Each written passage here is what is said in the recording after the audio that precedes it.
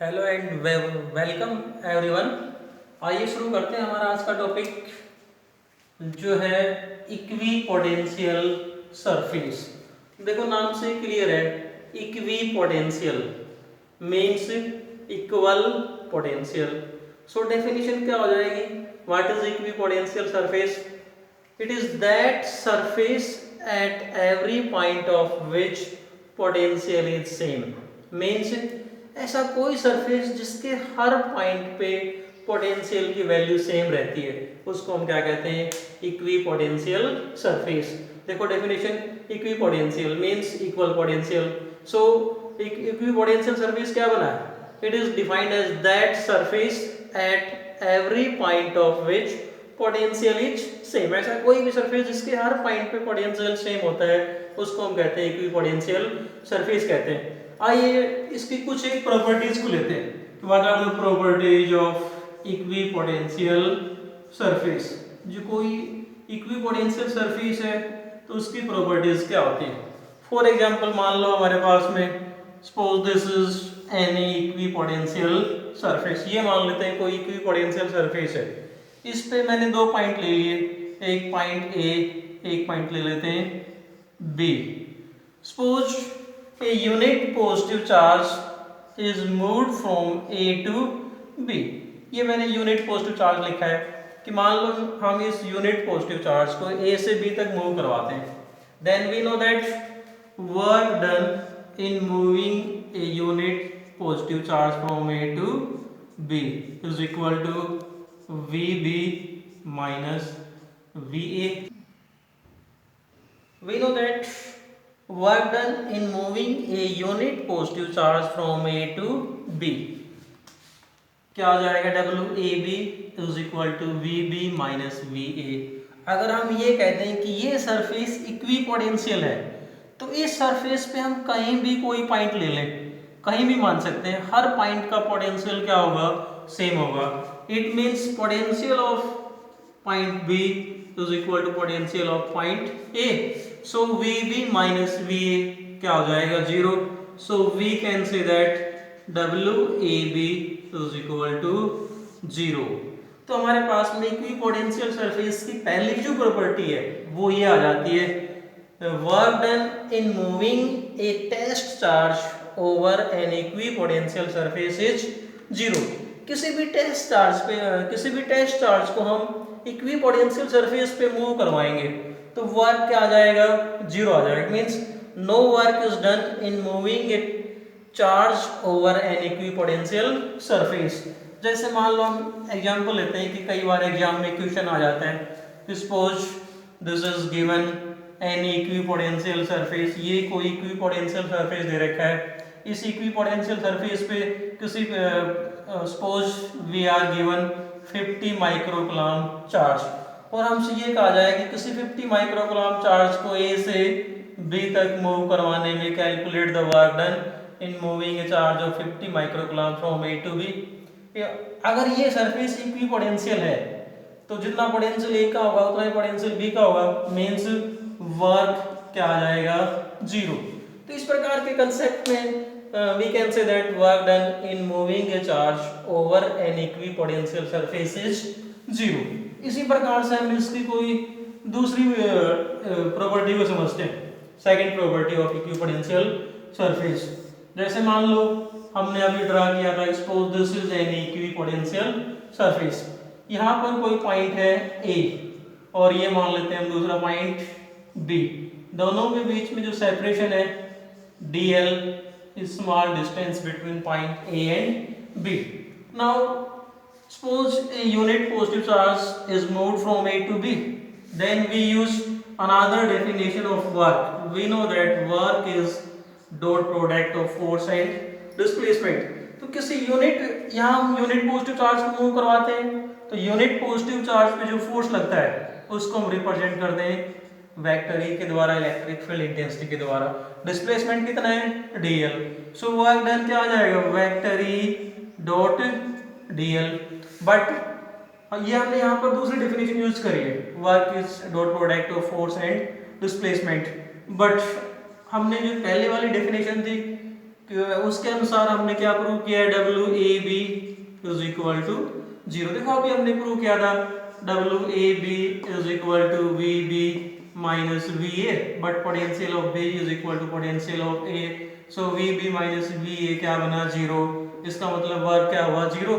So W A B is equal to 0। तो हम क्या कह सकते हैं, ये जो हमारे पास में कंसेप्ट है वेक्टर ई डॉट डीएल, ये भी कितना आ जाएगा 0 आ जाएगा। ई डॉट डीएल 0। अब ई डॉट डीएल को 0 होने के लिए देखो हमारे पास में क्या कंडीशन है, हमने +1 में पढ़ा हुआ है, dot product of two vectors A dot B is equal to A B cos theta. If theta is equal to 90 degree then cos 90 is 0, so A dot B क्या हो जाएगा 0।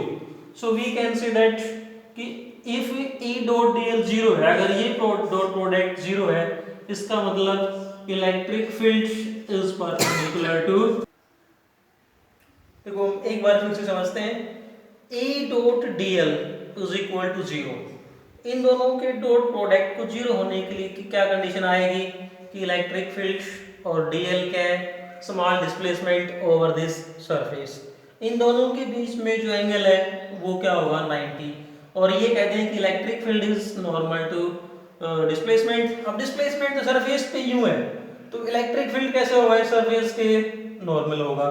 So we can say that हमारे पास में जो second property आई है वो यहां से क्या निकल के आ जाएगी, electric field is perpendicular to equipotential surface, electric field is normal और परपेंडिकुलर टू इक्विपोटेंशियल सरफेस। जो इलेक्ट्रिक फील्ड होता है वो इक्विपोटेंशियल सरफेस के नॉर्मल होता है, परपेंडिकुलर होता है। अब देखो हम इसके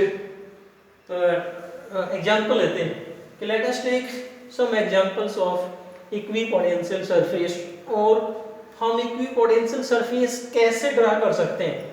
एक एग्जांपल लेते हैं, we know that electric potential due to a point charge, जैसे मान लो ये हमारे पास में कोई चार्ज Q है, और इस चार्ज Q से यदि हम r डिस्टेंस पे पोटेंशियल के लिए एक्सप्रेशन निकालते हैं, then we know that electric potential V is equal to Q upon 4 pi epsilon naught r for given charge. Charge दिया हुआ तो ये 1 अपॉन 4 पाई एप्सिलॉन कांस्टेंट होता है।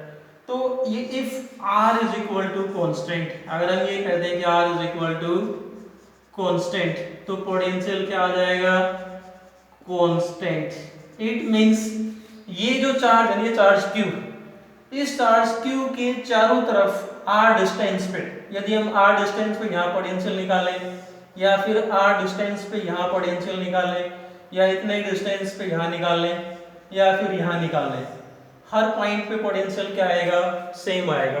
अगर हम इन सभी पॉइंट्स को ज्वाइन कर देंगे तो ये क्या बन जाएगा, एक इक्विपोटेंशियल सरफेस बन जाता है। So we can say that electric potential surface due to a point charge, ये हमारे पास में कोई पॉइंट चार्ज है और इसके कारण से हमें इक्विपोटेंशियल सरफेस दिखाने हो, तो कोई भी मैंने एक रेडियस ले लिया, suppose r1 is some radius, इस r1 को रेडियस मानकर अगर हम इसके चारों तरफ एक स्फीयर ड्रा कर दें, गोला खींच दें, तो इस स्फीयर का ये जो सरफेस होगा ये इक्विपोटेंशियल सरफेस होगा। इसी चार्ज के कारण से अगर हम और कोई बड़ा रेडियस ले लेते हैं r2, इसको रेडियस मानकर यदि कोई स्फीयर ड्रा कर दें, this is another equipotential surface. और इक्विपोटेंशियल सरफेस दिखाने हो तो और कोई रेडियस ले लेता हूं मैं, और इस रेडियस को लेके फिर से कोई स्फीयर ड्रा कर दे, तो ये क्या बन जाएगा, एक इक्विपोटेंशियल, ये वाला एक इक्विपोटेंशियल सरफेस है। इसी प्रकार से ये जो सरफेस है ये भी क्या है, एक इक्विपोटेंशियल है, ये वाला सरफेस भी क्या है, इक्विपोटेंशियल सरफेस है। सो इस चार्ज के कारण से देखो हमने यहाँ डायग्राम में 3 सरफेस ड्रा कर रखे हैं, एक ये वाला सरफेस, इस सरफेस पे कहीं भी कोई पॉइंट लोगे हर पॉइंट का पोटेंशियल सेम होगा, इक्विपोटेंशियल। दूसरा इक्विपोटेंशियल सरफेस, दूसरा स्फीयर ले लिया, तीसरा इक्विपोटेंशियल सरफेस के लिए तीसरा स्फीयर ले लिया। So we can say that equipotential surface due to a point charge are concentric circles.